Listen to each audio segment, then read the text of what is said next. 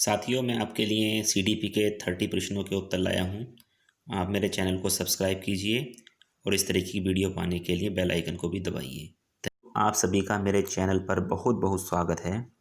साथियों, आज हम सीटेट 2019 पेपर सेकंड सीडीपी का पोर्शन देखेंगे। आप 30 क्वेश्चनों पर देखना कि आपके कितने प्रश्न सही जाते हैं। तो हम साथियों शुरू करते हैं। पहला प्रश्न है, मानव विकास के संदर्भ में आनुवंशिकता तथा पर्यावरण की भूमिका के बारे में निम्नलिखित कथनों में से कौन सा सही है। जैसा कि आपको इसका तीसरा उत्तर सही दिख रहा है। आनुवंशिकता एवं पर्यावरण दोनों एक जटिल पारस्परिक क्रिया के रूप में मानव विकास को प्रभावित करते हैं। इसका जो है ये देख लीजिए, आपको पूरा सही तरीके से यहाँ पर समझाया गया है। तो आप वीडियो को पुश कर कर देख सकते हैं, लेकिन यहाँ पर हम जल्दी जल्दी प्रश्नों को हल करेंगे ताकि जो है समय ज़्यादा न लगे। प्रश्न नंबर 2 देखिए और आप देखिए कि आपके इसमें उत्तर सही जाता है या नहीं। एक प्रगतिशील कक्षा में जिसके 4 ऑप्शन दे रखे हैं, आप अपना चेक कर लीजिए पढ़कर आपका कौन सा सही है। तो मैं बताऊंगा आपको, इसके बाद दिखलाऊंगा आपको कौन सा प्रश्न का उत्तर सही है। तो इसका उत्तर है डी। ठीक है, देखिए, विद्यार्थी के द्वारा ज्ञान की संरचना की जाती है। इसका देखो डिस्क्रिप्शन में यह सोल्व दिया गया है कि किस तरीके से यह प्रश्न का उत्तर सही है। प्रश्न नंबर 3 अब आप देख लीजिए आपकी स्क्रीन पर, यह रहा। सतत एवं समग्र मूल्यांकन में क्या शामिल है? केवल संकल्पनात्मक आकलन, ना तो संरचनात्मक ना ही संकल्पनात्मक आकलन। सी, विविध प्रकार की रणनीतियों का प्रयोग करते हुए दोनों संरचनात्मक एवं संकल्पनात्मक आकलन का प्रयोग। या डी, केवल संरचनात्मक आकलन।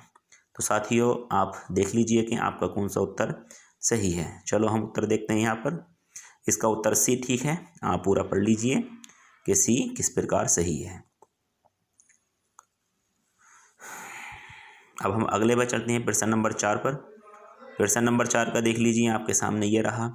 वह प्रक्रिया जिसके द्वारा बच्चे आदतों, कौशलों, मूल्यों तथा अभिप्रेरणा को विकसित करते हैं और जो उन्हें समाज का जिम्मेदार एवं क्रियाशील सदस्य बनाती है, उसे क्या कहा जाता है? बहुत ही आसान सा प्रश्न है ये। तो इसका उत्तर डी उत्तर सही है इसका, समाजीकरण। प्रश्न नंबर 5 आपके सामने यह रहा। एक समावेशी कक्षा में शिक्षक को क्या करना चाहिए? इसके 4 विकल्प दे रखे हैं। आप देख लीजिए कौन सा उत्तर इसका सही है। तो हम चलते हैं। इसका उत्तर डी ठीक है। क्यों? यह विश्वास करना चाहिए कि प्रत्येक बच्चे में अपनी योग्यताओं एवं शक्ति के अनुसार सीखने की क्षमता होती है। बिल्कुल सही है। प्रत्येक शिक्षार्थी की अपनी अलग अलग योग्यता होती है और अलग अलग तरीके से, अलग अलग तरह से वो सीख सकता है। प्रश्न नंबर 6 पर चलते हैं। एक विद्यार्थी कक्षा में निम्नलिखित लक्षण प्रदर्शित करता है। कौन कौन से लक्षण है वो? पढ़ने के प्रति चिंता, शब्दों या अक्षरों को पहचानने में कठिनाई, निम्न स्तरीय शब्दावली कौशल, पहले पढ़े हुए पाठ को समझने या याद करने में कठिनाई। ये किसके सूचक हैं? हमको इसका उत्तर देना है। आपके सामने 4 विकल्प ये रहे। आप अपने उत्तर पर टिक मार लीजिए। इसका सही उत्तर है बी, अधिगम अशक्तता वाले विद्यार्थियों के, स्टूडेंट विद लर्निंग डिसेबिलिटी। ठीक है, इसका जो है विस्तृत वर्णन आपके नीचे दिए गए हैं, आप इसको पढ़ सकते हैं पुश कर वीडियो। प्रश्न नंबर 7 पर हम चलते हैं। अब आपकी कक्षा में एक विद्यार्थी को विभिन्न स्रोतों से बार बार यह बताया गया है कि उसके सामाजिक वर्ग के लोग शैक्षणिक क्षेत्र में निम्न स्तरीय प्रदर्शन करते हैं। इस रूढ़िवादिता एवं परिणामिक रूढ़िवादिता आकांक्षा के प्रभाव को कम करने के लिए एक शिक्षक को क्या पहल करना चाहिए? इसका उत्तर आपके सामने दे रखे हैं। इसका उत्तर देख लीजिए आप, सी। इसका उत्तर क्या है? सी, विभिन्न सामाजिक वर्गों के रोल मॉडल से संबंधित कहानियों एवं उदाहरणों को प्रस्तुत करना चाहिए। साथियों, जिस प्रकार आपको मालूम है कि सीटेट का जो पेपर है वो 31 जनवरी को है, तो हम अपने चैनल पर प्रीवियस ईयर के जितने भी प्रश्न आए हैं पेपर 1 और पेपर 2 में, हम सभी को हल कराएंगे। अगर आप इन प्रश्नों को भी हल कर लेते हैं तो शायद ही आप परीक्षा में अनुत्तीर्ण हो पाएँ। आप परीक्षा आसानी से पार कर सकते हैं। सिर्फ आप हमारे साथ बने रहिए और हमारे चैनल को सब्सक्राइब कर लीजिए। अगले प्रश्न पर चलते हैं। प्रश्न नंबर 8 आपके सामने रहा। एक शिक्षिका अपनी कक्षा में सृजनात्मक विद्यार्थियों को किस प्रकार से प्रोत्साहित कर सकती है? दोबारा पढ़ लीजिए प्रश्न को। एक शिक्षिका अपनी कक्षा में सृजनात्मक विद्यार्थियों को किस प्रकार से प्रोत्साहित कर सकती है? इसके 4 विकल्प आपके सामने रहे। आप विकल्प को पढ़ें और सही से उत्तर देने के प्रयास करें, ताकि आप पता लगा पाएँ कि आपके CDP में कितने प्रश्न सही जाते हैं। आउट ऑफ 30 आपके कितने सही हैं। अगर आपके आउट ऑफ 30 20 से अबव रहे तो आप बहुत अच्छा कर रहे हैं। इसका उत्तर बी बिल्कुल सही है। अनेक परिप्रेक्ष्यों को प्रोत्साहित करके तथा मूल विचारों को महत्व देकर। प्रश्न नंबर 9 आपके सामने रहा। निम्नलिखित में से कौन सा कारक कक्षा में सार्थक अधिगम का पक्ष लेता है? 4 विकल्प हैं, ये आपके सामने रहे। आप इनको पढ़िए और उत्तर देने का प्रयास कीजिए। ठीक है, आपने अपना उत्तर टिक कर लिया। वीडियो को पुश करके आप आराम से पढ़िए और फिर उत्तर देने का प्रयास कीजिए। इसका उत्तर सी सही है। क्यों? देखिए, विषय वस्तु तथा बच्चों के संपूर्ण कुशलक्षेम एवं अधिगम के प्रति सच्चा सरोकार रखना। प्रश्न नंबर 10 निम्नलिखित में से कौन सा प्रभावशाली समस्या समाधान रणनीति का एक उदाहरण है? इसके 4 विकल्प आपके सामने रहे। आप पढ़िए और उत्तर देने का प्रयास कीजिए। इसका सही उत्तर है सी, साधन साध्य विश्लेषण समस्या को अनेक उपलक्ष्यों में विभाजित करना। ठीक है, किसी भी समस्या का हम उसके जो भी सब डिवीज़न होते हैं उसको बना लेते हैं, हम छोटे छोटे पार्ट्स में डिवाइड कर लेते हैं, उसके बाद हम समस्या को हल करते हैं। प्रश्न नंबर 11 एक शिक्षक एक समावेशी कक्षा में विशेष योग्यता वर्ग वाले अधिगमकर्ताओं की आवश्यकताओं को किस प्रकार से बता सकता है, संबोधित कर सकता है? इसके 4 विकल्प आपके सामने रहे। ठीक है, आप वीडियो को पुश कर दीजिए और उत्तर देने का प्रयास करें। इसका सही उत्तर है सी। उत्तर पढ़ लीजिए आप। प्रत्येक विद्यार्थी के अधिगम के सशक्त पक्षों एवं कमजोरियों के विश्लेषण के आधार पर विशिष्ट अधिगम उद्देश्यों को विकसित करना। ताकि वीडियो लंबी न हो जाए इसलिए हम जल्दी जल्दी प्रश्नों को उत्तर देने का प्रयास करते हैं। प्रश्न नंबर 12 आपके सामने रहा। शिक्षक कक्षा में पढ़ने में ध्यान न देने वाले बच्चों से किस प्रकार का बर्ताव कर सकता है? आपके सामने प्रश्न के विकल्प ये रहे। आप जल्दी से पढ़कर टिक मारिए। इसका सही उत्तर है बी, उनसे बात करके तथा उनकी रुचि अरुचि का कारण जानने की कोशिश करके। प्रश्न नंबर 13 रचनावादी उपागम बताता है कि ज्ञान की संरचना के लिए अत्यंत आवश्यक है। इसके 4 उत्तर आपके सामने दे रखे हैं, किसी एक पर टिक कीजिए आप। और इसका सही उत्तर है डी, विद्यार्थी का पूर्व ज्ञान यानी जो प्रीवियस नॉलेज होती है वो महत्वपूर्ण होती है संरचनावादी उपागम के लिए। प्रश्न नंबर 14 बच्चे अनेक घटनाओं के बारे में सहजानुभूत सिद्धांत की संरचना करते हैं। इस पृष्ठभूमि में एक शिक्षक को क्या करना चाहिए? इसके 4 विकल्प आपके सामने यह रहे। आप पढ़िए और इनके उत्तर देने का प्रयास कीजिए।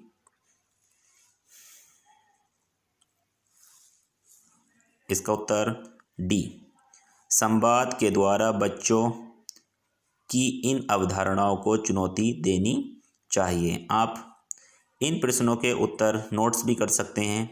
आप एक नोटबुक बना लीजिए। मैं आपको सारे प्रश्नों कराऊंगा जो प्रीवियस में आ चुके हैं। आपको मेरे चैनल को सब्सक्राइब कर लीजिए जिससे कि आपको CTET की स्टडी करने में आसानी हो। प्रश्न नंबर 12 निम्नलिखित में से कौन सी शिक्षण अधिगम के लिए एक प्रभावशाली शिक्षण प्रणाली नहीं है? इसके 4 उत्तर ये रहे। आप उत्तर देने का प्रयास करें। इसका सही उत्तर है सी, संवाद एवं परिचर्चा। प्रश्न नंबर 16, निम्नलिखित में से कौन से कारक अधिगम को प्रभावित करते हैं? इसके उत्तर देख लीजिए आप। 4 उत्तर दे रखे हैं और 4 में 2 पॉइंट पहले में, दूसरे में 3, तीसरे में 4, सी में और डी में 2 उत्तर हैं। तो सही उत्तर कौन सा है आप चेक कर लीजिए। इसका सही उत्तर है सी, चारों ही उत्तर इसके ठीक हैं। निम्नलिखित में से क्या ज्ञान के सार्थक संरचना की प्रक्रिया का एक महत्वपूर्ण पहलू है? इसके उत्तर दे रखे हैं 4 आपको, आप टिक कीजिए। हम जल्दी जल्दी चलते हैं यहाँ पर। डी, सामाजिक पारस्परिक क्रिया। ठीक है, इसका उत्तर आप नीचे पढ़ लीजिए। प्रश्न नंबर 18, जब विद्यार्थी पुरस्कार पाने की इच्छा से बार बार किसी गतिविधि को करने का निर्णय लेते हैं, जैसा कि एक प्रयोग का नियोजन एवं संचालन करना जो कि प्रत्यक्ष रूप से उस गतिविधि से संबंधित नहीं है, जैसा कि एक स्टार या बैज प्राप्त करना, ऐसी स्थिति में क्या संभावना उत्पन्न होती है? इसके 4 उत्तर ये रखें आपके सामने। इसका सही उत्तर है डी, अधिगम के प्रति भौतिकवादी अभिवृत्ति का विकास।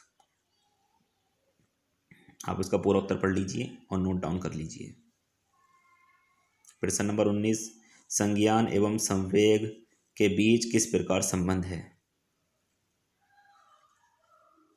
इसके 4 उत्तर आपके सामने यह रहे। इसका सही उत्तर है सी, द्विदिशीय, दोनों के बीच एक गतिशील पारस्परिक क्रिया होती है। प्रश्न नंबर 20, निम्नलिखित में से कौन सी मध्य बाल्यावस्था की विशेषता है? ए, बी, सी, डी। 4 विकल्प आपके सामने यह रहे। आप वीडियो को पुश करके इनके उत्तर देने का प्रयास करें, क्योंकि अगर मैं आपको पूरा पढ़ के बताऊंगा तो वीडियो काफ़ी लंबी हो जाएगी, और वीडियो ज़्यादा लंबी होती है तो इतना धैर्य हम नहीं रख पाते हैं। तो इसका सही उत्तर है बी, बच्चे तार्किक एवं मूर्त रूप से सोचना प्रारंभ कर देते हैं। प्रश्न नंबर 21, परिवार एवं पास पड़ोस बच्चों के समाजीकरण की कौन सी इकाई है? प्राथमिक, मध्य, द्वितीय या मनोवैज्ञानिक? तो इसका सही उत्तर है प्राथमिक, क्योंकि बच्चा सबसे पहले अपने परिवार और पास पड़ोस से ही सीखता है। प्रश्न नंबर 22, बाल्यावस्था की अवधारणा से क्या अभिप्राय है? इसके 4 उत्तर आपके सामने यह रहे।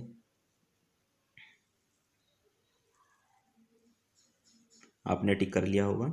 हम आगे चलते हैं। इसका सही उत्तर है ए, समकालीन सामाजिक संरचनावादी मनोवैज्ञानिकों के अनुसार यह एक सामाजिक संरचना है। प्रश्न नंबर 23 पर चलते हैं हम। समाज के विभिन्न लिंगों के लिए उपयुक्त मानी जाने वाली प्रारूपिक विशेषताओं के बारे में जनसामान्य की अवधारणाओं को क्या कहते हैं? बहुत आसान, बार बार आने वाला प्रश्न है यह, और आपके सीटेट 2021 में निश्चित तौर पर इस प्रकार के 1 या 2 प्रश्न आएंगे जो कि जेंडर पर आधारित होंगे। तो इसका सही उत्तर है सी, जेंडर रूढ़िवादिताएं।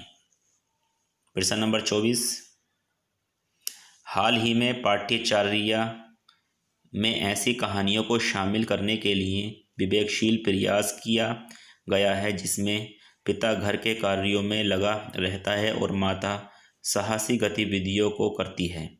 यह कदम किस लिए महत्वपूर्ण है? इसके 4 देखिए, दूसरा प्रश्न है इस तरीके का, ये 2019 में आया हुआ है, तो निश्चित तौर पर 2020 में भी आएगा। तो इसका सही उत्तर है ए, यह जेंडर रूढ़िवादिता को समाप्त करता है। प्रश्न नंबर 25 आपके सामने यह रहा। वाइगोत्स्की के अनुसार जब एक वयस्क बच्चे के निष्पादन के वर्तमान स्तर को सहयोग द्वारा विस्तारित करता है तो यह क्या है? समझे आप? बहुत आसान प्रश्न है ये भी, एक बार आप देख लेंगे तो आपको याद हो जाएगा ये। ठीक है, इसका सही उत्तर है बी, पड़ाव। स्कैफोल्डिंग जिसको बोलते हैं। प्रश्न नंबर 26, नूर विद्यालय में अपना लंच बॉक्स लाना भूल गई है तथा यह कहते हुए तानिया से उसका लंच साझा करने के लिए कहा, तुम्हें आज अपना लंच मेरे साथ साझा करना चाहिए क्योंकि कल मैंने तुम्हारे साथ अपना लंच साझा किया था। लॉरेंस कोहेलबर्ग के नैतिक विकास के सिद्धांत के अनुसार नूर का कथन डॉट अभिविन्यास प्रारूप को डॉट अवस्था पर दर्शाता है। तो इसमें से कौन सा सही है, आप उत्तर देने का प्रयास कीजिए। सी, आदान प्रदान परंपरागत, एक्सचेंज कॉन्वेंशनल।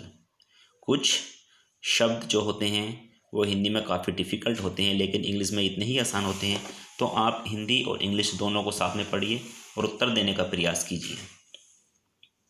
प्रश्न नंबर 27